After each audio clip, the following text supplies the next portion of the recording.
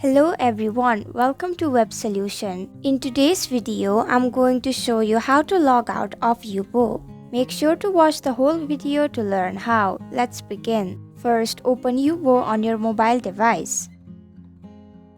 Tap on the profile icon at the top right of your screen. Tap on Settings at the top right of your screen. Scroll down to the bottom of this page.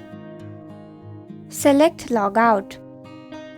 Now simply tap on Logout.